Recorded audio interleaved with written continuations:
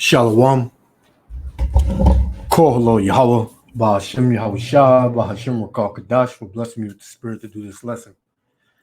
And in this lesson, they're going on this March for Life protests that they're doing out there in Washington, D.C., which goes back to Roe versus Wade. Roe versus Wade, and Yahweh Shem Yahweh Shah is causing this nation through this to be divided, man. Because contrary to popular belief, people were not put on the earth to get along, man. Especially the Israelites. They were not put on the earth to get along with all these other nations, man, and be dealing with what these other nations deal with, right? What you're seeing is a nation divided, man. Now, this going back to, abortions. I don't want to touch too much on it, but I'm going to let the video play, and we're going to get some scripts on it, but before I let it play, we're going to get,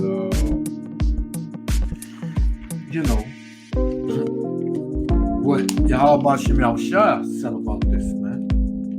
So we're going to do Genesis, right? Genesis chapter 1. Start at 26. And it reads, and the Most High, Yahweh Shem Yahweh Shah said, let us make man in our image, after our likeness, and let them have dominion over the flesh. Right? Let them have dominion over the fish, over the fish of the sea, and over the fowls of the air, and over the cattle, and over all the earth, and over every creeping thing that creepeth upon the earth. So this is Yahweh Shem Yahweh Shah bringing man on the earth and making him in the likeness of the Most High's image, man, which is righteousness. And who are the righteous? The Israelites, man. Right? So it says, verse 27, so the Most High created man in his own image. In the image of the Most High created he him, male and female created he them. Because the Most High, with Yahweh Shah and the angels, they created the earth, they created man, they created the cattle, they created the fishes, right? All of the creeping things on the earth. The Most High and Yahweh Shah and the angels, man, created it all. This is the point, verse 28. And the Most High blessed them, man and female, and the Most High said unto them, be fruitful and multiply. Right? So the Most High basically said, make babies. Right? Make babies. Have children. Right? That goes for the animals. That goes for the insect. That goes for everybody. They're all going to make, an offspring. Right? So it says, and the Most High blessed them. And the Most High, Yahweh Shem Yahweh Shah, said unto them, be fruitful and multiply, and replenish the earth, and subdue it, and have dominion over the fish of the sea, and over the fowl in the air, and over every living thing that moveth upon the earth. So that was what man was given, right? Dominion over everything else on the earth. But they were also given a commandment, which was to be fruitful and multiply. But here in America, Babylon the Great, they don't promote that, man. They want to reverse that. So we're going to play this. Yahweh Shem Yahweh Shah willing, elect the other five. Shalom. Anti-abortion activists gathered on the National Mall today for the annual March for Life. It was the first time the march has been held since the Supreme Court overturned Roe v. Wade, ending the constitutional right to an abortion. In a report co-produced with the PBS NewsHour, Kaiser Health News correspondent Sarah Varney spoke with those gathered in Washington about what this moment means for them. Today in the nation's capital, anti-abortion activists celebrated an achievement decades in the making. This year is different.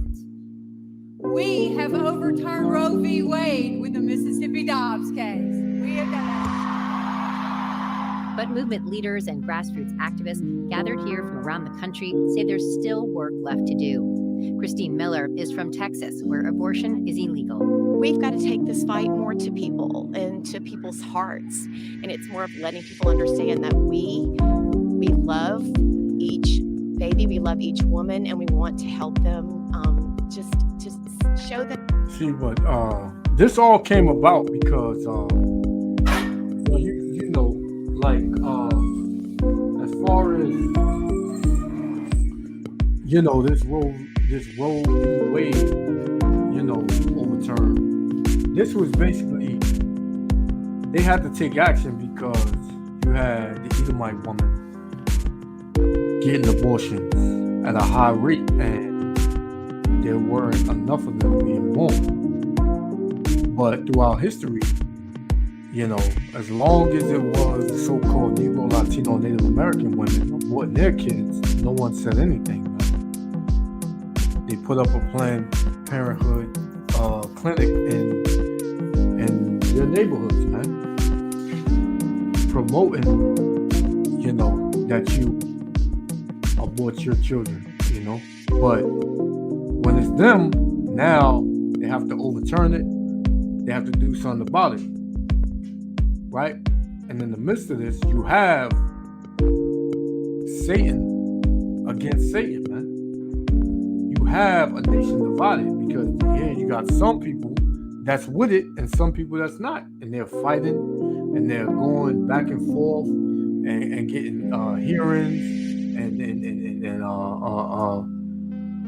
saying, well, freedom of choice. This is my body, my choice. And then you got women like this saying we love every child, and we love the mothers and things like that, which is a lie, you know, because Margaret Sanger, if you don't know who she is, she promoted that, man. She promoted, you know, that you so-called Negro, Latino, Native American women abort your children, you know, and set up Planned Parenthood. So, yeah, man, let's continue. Them that through all the difficulties of life, we're here to help them. So would you like to see a federal ban on abortion in the U.S.? Absolutely, we'd like to see a federal ban, yes. Lawyer Nellie Gray held the first... And it should be. They should make abortion illegal everywhere, man. This should not be an issue. But with you being in the wicked, under the rulership of the wicked, it is going to be an issue, man. You know? First March after the Supreme Court issued its 7-2 decision in Roe v. Wade. The reason I'm here is because babies are being killed in our hospitals and clinics. I can't tolerate it. America can't tolerate it. Since then, church groups and conservative Christian organizations have fueled the movement. For many, religious beliefs inspired them to get involved. Trinity Wicker is a senior at Louisiana State University in Baton Rouge. She's part of a group of students who traveled here from Louisiana, where women are not allowed to terminate a pregnancy, even in cases of rape or incest. Wicker has spent this week in Washington, D.C., gearing up for today's march. The NewsHour caught up with Wicker yesterday on the National Mall. As a young person, help us understand why you're invested in this movement. Well, I believe that God is the creator of life and no human should be able to dictate whether someone should or should not live or have a chance at living. And she's right, you know. The Most High opens the womb and the Most High closes it, man. The Most High He allows you to conceive and He allows you to, you know,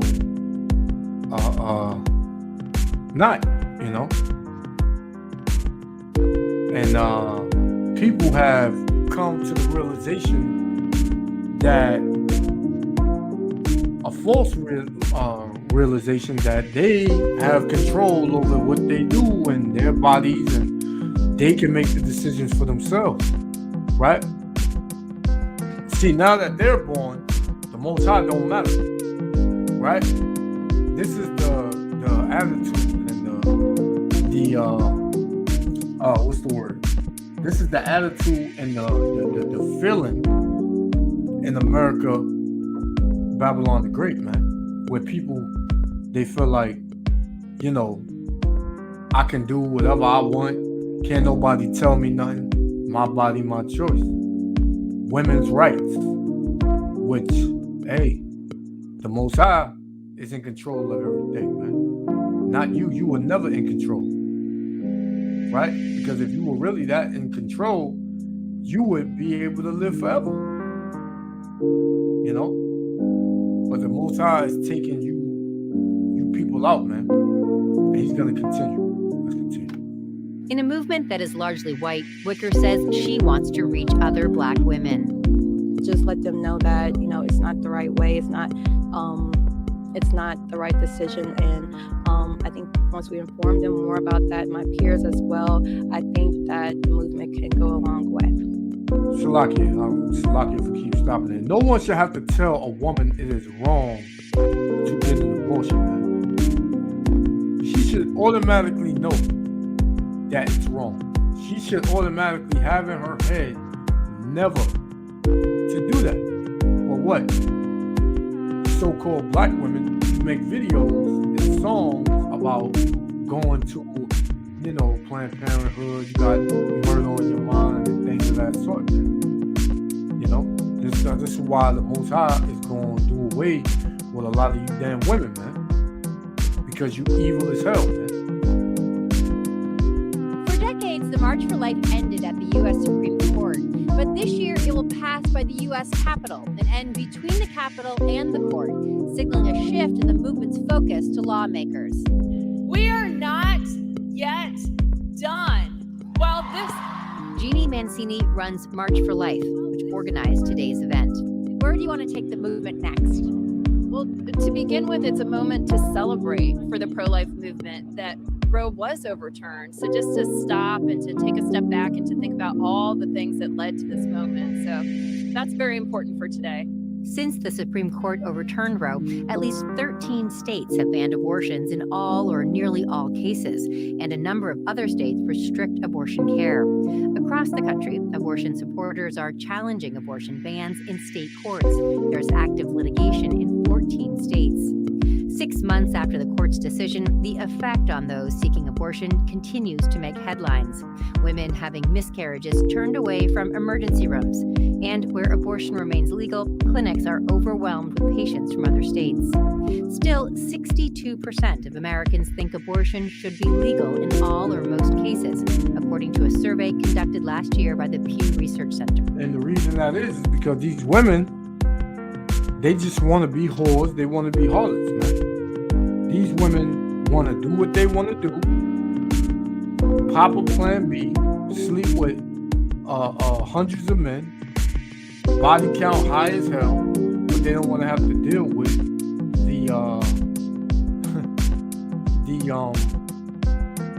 the result of that, man. But see, how about Shem Yahushua got something for them, man? This is a nation divided. So let's get this real quick. This is Mark 3. Mark 3 and 24. And if a kingdom be divided against itself, that kingdom cannot stand. And that's what you see. This kingdom, this wicked society, this Edomite queendom is divided. And it's not going to stand.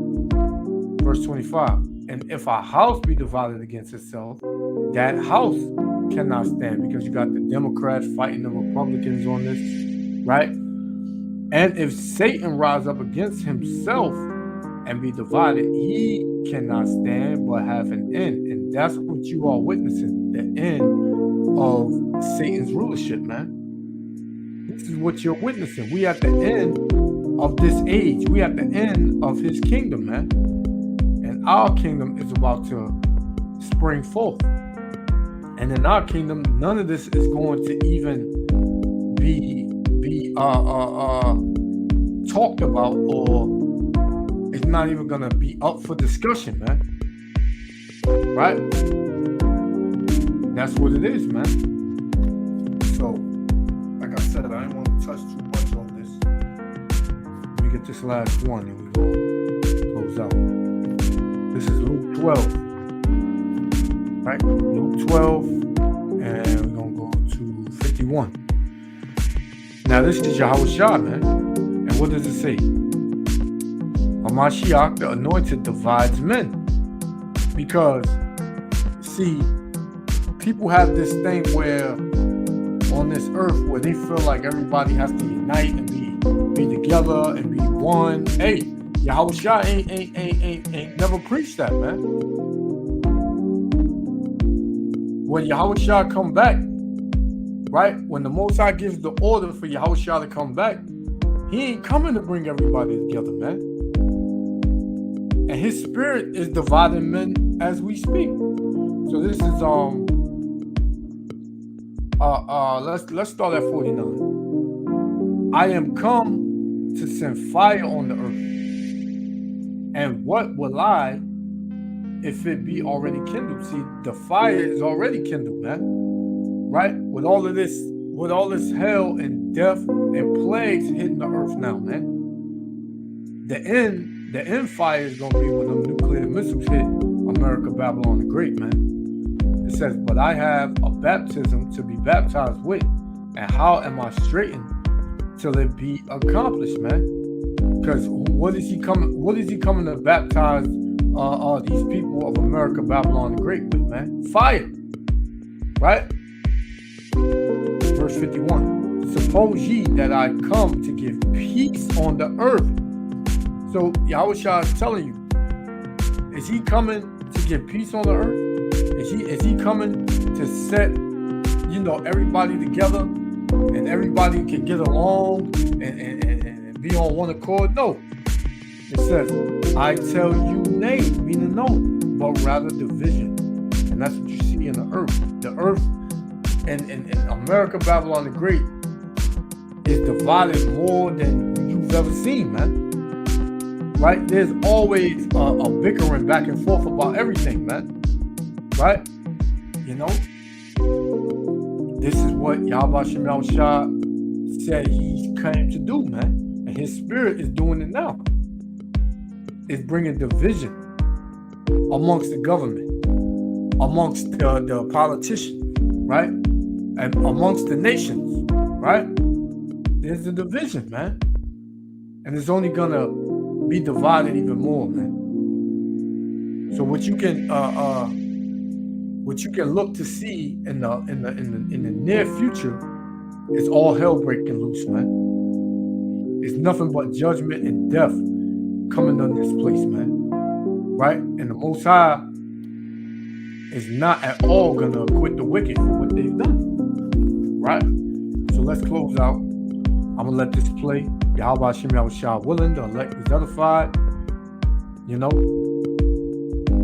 Repent, seek Yahweh Shem Yahushua, and turn from your wickedness or be destroyed. Until next time, Israel, love y'all. Shalom. The fight is not over, sir. There's still crisis unplanned pregnancies. Kristen Hawkins is president of Students for Life, with more than 1,200 student groups around the country. Our movement is about doing one thing, and that's ending the violence of abortion. So when we're writing laws, we're advocating for the passage of laws, that's what our intended effect is, and that's our goal. And is the goal to establish fetal rights nationally? Absolutely. I mean, the movement has always been clear that we, philosophically, there is no difference. Morally, there is no difference between the fetus, the embryo, the zygote, whatever you want to call the child in the womb, to the person you are today. And both have an equal right to life. Abortion pills, an FDA-approved 2-pill regimen that safely stops a pregnancy within a induces a miscarriage are used in over half of pregnancy terminations in the U.S. Pills are illegal in states like Texas, and Hawkins wants elected officials to crack down. So would the idea be that a state like Texas would somehow prevent the medication abortion pills from coming into the state? Absolutely. We've been meeting with state attorneys generals about this, talking about how state officials, how state office holders can hold these companies accountable to stop the distribution of these dangerous drugs in their states. Today marks a turning point for a movement that has had a singular focus for decades. But that focus is fracturing with competing priorities as the practical implications of criminalizing abortion take hold. For the PBS NewsHour in Kaiser